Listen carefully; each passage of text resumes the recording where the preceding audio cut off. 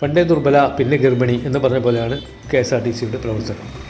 പലതരത്തിലുള്ള പരിഷ്കാരങ്ങൾ കാലാകാലങ്ങളിൽ നടക്കുന്നുണ്ടെങ്കിലും ശാശ്വതമായ ഒരു പരിഹാരം ഇന്നുവരെയും കണ്ടെത്താൻ KSRTCക്ക് കഴിഞ്ഞിട്ടില്ല. കൂനിന്മേൽ കുരു എന്ന രീതിയിൽ KSRTCയുടെ കടം കൂടിക്കൂടി വരികയാണ്. ഗണേഷ് കുമാറിനെ പോലെയുള്ള കഴിവും ദീർഘവീക്ഷണമുള്ള മന്ത്രിമാർ വന്നിട്ടും, അതുപോലെ തന്നെ മുഖ്യമന്ത്രിയുമായി ഏറെ അടുപ്പമുള്ള തച്ചങ്കരിയെ പോലെയുള്ള അഡ്മിനിസ്ട്രേറ്റേഴ്സ് ഇതിൻ്റെ ഈ പ്രസ്ഥാനത്തെ നയിച്ചിട്ടും എന്തുകൊണ്ടാണ് ഈ പ്രസ്ഥാനം കരകയറാത്തത്?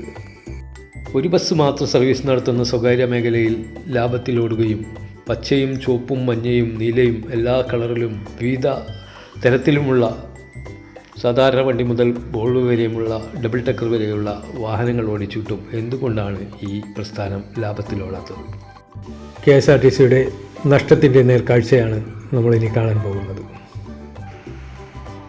2010 VS അച്യുതാനന്ദൻ മുഖ്യമന്ത്രിയായിരുന്ന കാലത്ത് ഏറെ കൊട്ടി ആഘോഷിച്ച് ശിലാസ്ഥാപനം നടത്തി വിവിധ സ്ഥലങ്ങളിൽ പണി പൂർത്തീകരിച്ച KSRTCയിൽ നിന്നും ഭീമമായ പലിശക്ക് പണം കടമെടുത്ത് പണി പൂർത്തീകരിച്ച മൾട്ടി പർപ്പസ് ബിൽഡിങ്ങിൻ്റെ തിരുവല്ലയിലുള്ള ഒരു ബിൽഡിങ്ങിൻ്റെ ശോചനീയ അവസ്ഥയാണ് ഇവിടെ ഞങ്ങളിന്ന് നിങ്ങൾക്ക് തുറന്നു കാണിക്കുന്നത്. ചലനമറ്റ് കിടക്കുന്ന ഇലക്ട്രിക് കോവണിപ്പടി മഴ നനയാതിരിക്കുന്നതിന് വേണ്ടി മുകളിൽ ഷീറ്റിട്ട് മറച്ചു വച്ചിരിക്കുന്നു. 3 ലിഫ്റ്റിൽ ഒരെണ്ണം വർക്ക് ചെയ്യുന്നുണ്ട് എന്നത് ഏറെ സന്തോഷകരം.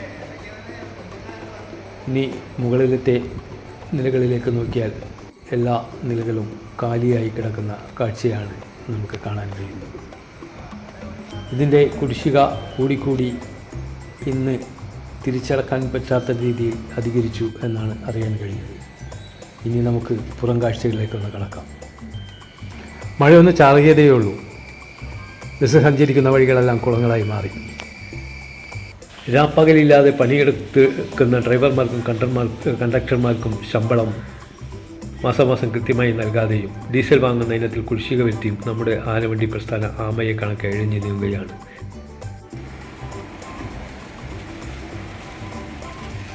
ഇതിൻ്റെ എല്ലാം പ്രധാന കാരണമായി കാണുന്നത് തൊഴിലാളികളോടും തൊഴിലിനോടും കടപ്പാടില്ലാത്ത ട്രേഡ് യൂണിയനുകളും, അതുപോലെ തന്നെ പൊതുമേഖല പ്രസ്ഥാനങ്ങളിൽ വികസന പ്രവർത്തനങ്ങളിൽ കാണിക്കുന്ന ശുഷ്കാന്തി അറ്റകുറ്റപ്പണികളിൽ കാണിക്കുന്നില്ല എന്നതൊക്കെ തന്നെയാണ്.